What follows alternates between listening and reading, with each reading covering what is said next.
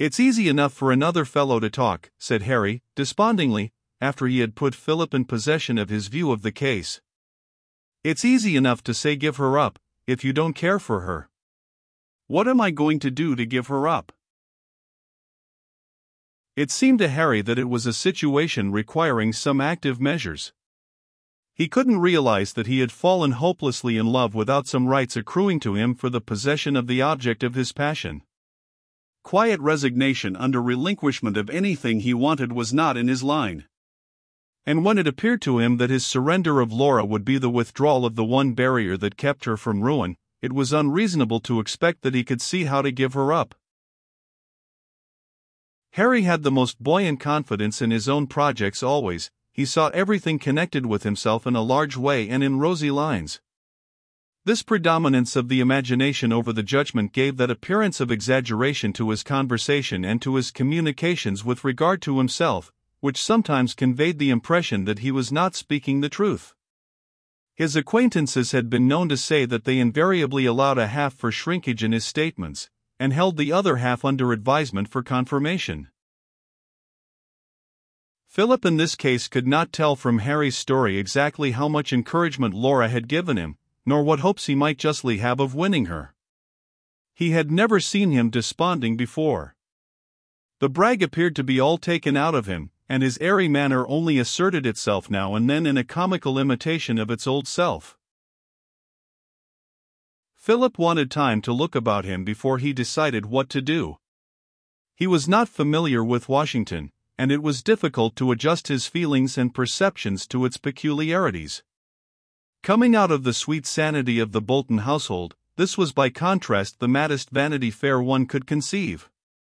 It seemed to him a feverish, unhealthy atmosphere in which lunacy would be easily developed. He fancied that everybody attached to himself an exaggerated importance, from the fact of being at the national capital, the center of political influence, the fountain of patronage, preferment, jobs and opportunities.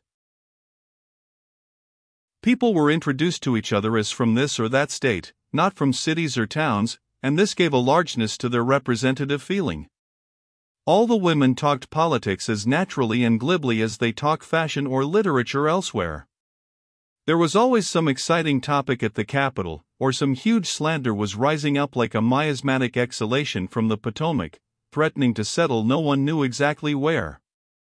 Every other person was an aspirant for a place, or, if he had one, for a better place, or more pay. Almost every other one had some claim or interest or remedy to urge. Even the women were all advocates for the advancement of some person, and they violently espoused or denounced this or that measure as it would affect some relative, acquaintance or friend.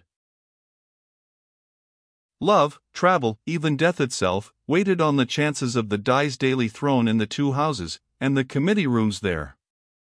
If the measure went through, love could afford to ripen into marriage, and longing for foreign travel would have fruition, and it must have been only eternal hope springing in the breast that kept alive numerous old claimants who for years and years had besieged the doors of Congress, and who looked as if they needed not so much an appropriation of money as 6 feet of ground. And those who stood so long waiting for success to bring them death were usually those who had a just claim. P398.jpg, 30K. Representing states and talking of national and even international affairs, as familiarly as neighbors at home talk of poor crops and the extravagance of their ministers, was likely at first to impose upon Philip as to the importance of the people gathered here. There was a little newspaper editor from Phil's native town, the assistant on a Pendletonian weekly, who made his little annual joke about the first egg laid on our table, and who was the menial of every tradesman in the village and under bonds to him for frequent puffs, except the undertaker, about whose employment he was recklessly facetious. In Washington he was an important man, correspondent, and clerk of 2 House committees, a worker in politics, and a confident critic of every woman and every man in Washington. He would be a consul no doubt by and by, at some foreign port, of the language of which he was ignorant, though if ignorance of language were a qualification he might have been a consul at home.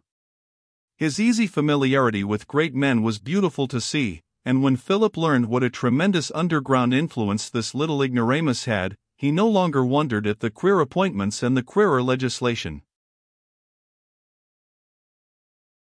P399.jpg, 14K. Philip was not long in discovering that people in Washington did not differ much from other people. They had the same meannesses, generosities, and tastes. A Washington boarding house had the odor of a boarding house the world over. Colonel Sellers was as unchanged as anyone Philip saw whom he had known elsewhere. Washington appeared to be the native element of this man. His pretensions were equal to any he encountered there. He saw nothing in its society that equaled that of Hawkeye. He sat down at no table that could not be unfavorably contrasted with his own at home. The most airy scheme inflated in the hot air of the capital only reached in magnitude some of his lesser fancies, the byplay of his constructive imagination.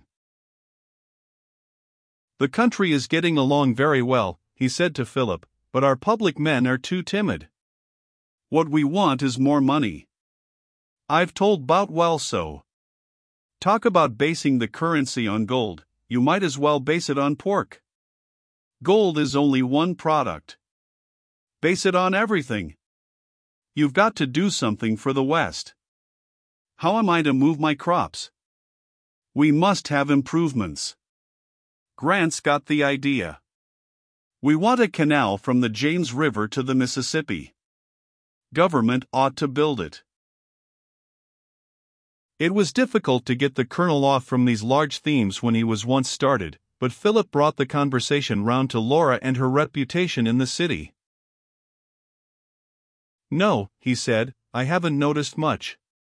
We've been so busy about this university. It will make Laura rich with the rest of us, and she has done nearly as much as if she were a man. She has great talent, and will make a big match. I see the foreign ministers and that sort after her. Yes, there is talk, always will be about a pretty woman so much in public as she is. Tough stories come to me, but I put 'em away. 'Tain't likely one of C. Hawkins's children would do that, for she is the same as a child of his.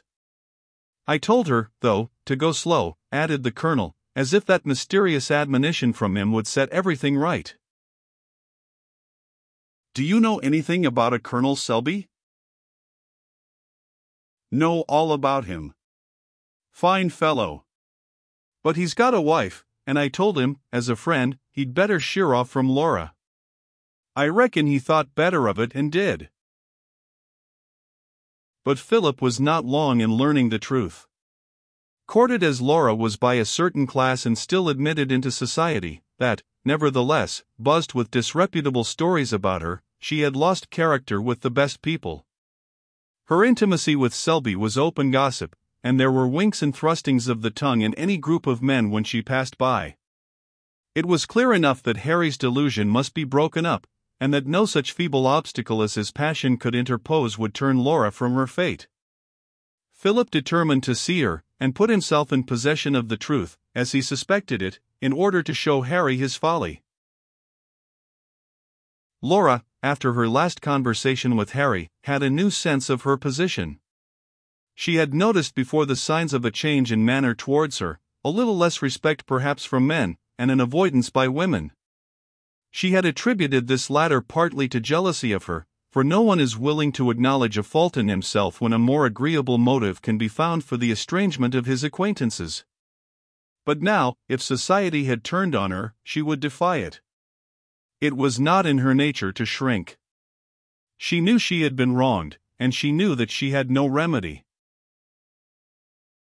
What she heard of Colonel Selby's proposed departure alarmed her more than anything else, and she calmly determined that if he was deceiving her the second time it should be the last. Let society finish the tragedy if it liked, she was indifferent what came after. At the first opportunity, she charged Selby with his intention to abandon her. He unblushingly denied it. He had not thought of going to Europe.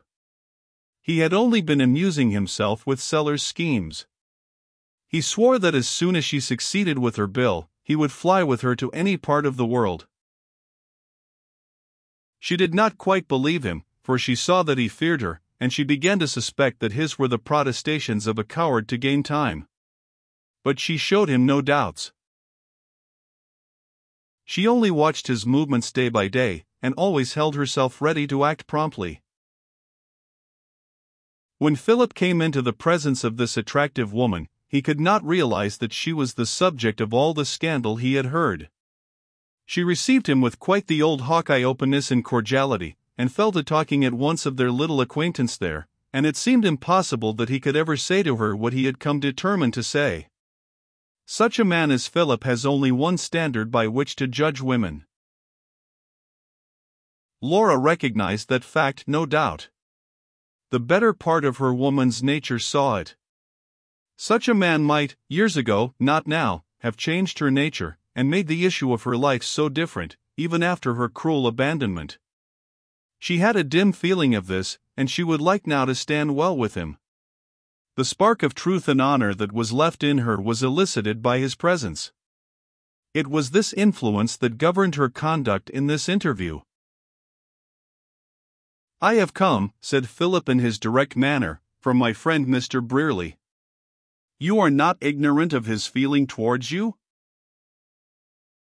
"Perhaps not. But perhaps you do not know, you who have so much admiration, how sincere and overmastering his love is for you." Philip would not have spoken so plainly, if he had in mind anything except to draw from Laura something that would end Harry's passion.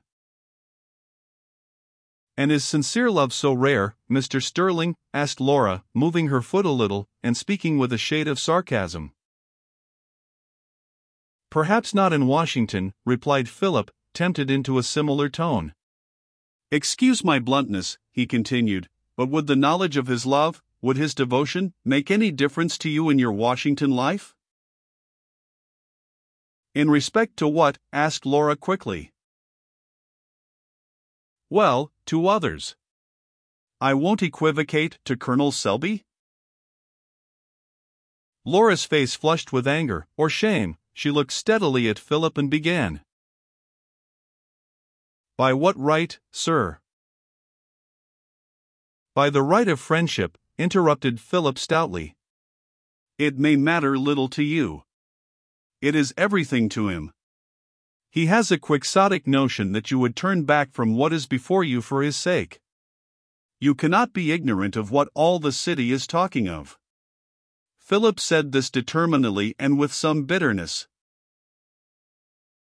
It was a full minute before Laura spoke. Both had risen, Philip as if to go, and Laura in suppressed excitement. When she spoke her voice was very unsteady, and she looked down.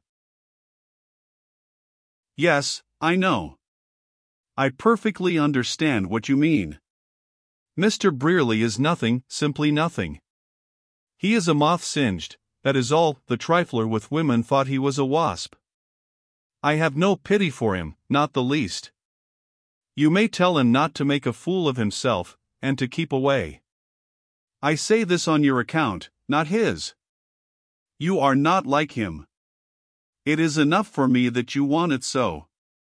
Mr. Sterling," she continued, looking up, and there were tears in her eyes that contradicted the hardness of her language, "you might not pity him if you knew my history. Perhaps you would not wonder at some things you hear. No, it is useless to ask me why it must be so. You can't make a life over, society wouldn't let you if you would, and mine must be lived as it is. There, sir, I'm not offended, but it is useless for you to say anything more." Philip went away with his heart lightened about Harry, but profoundly saddened by the glimpse of what this woman might have been.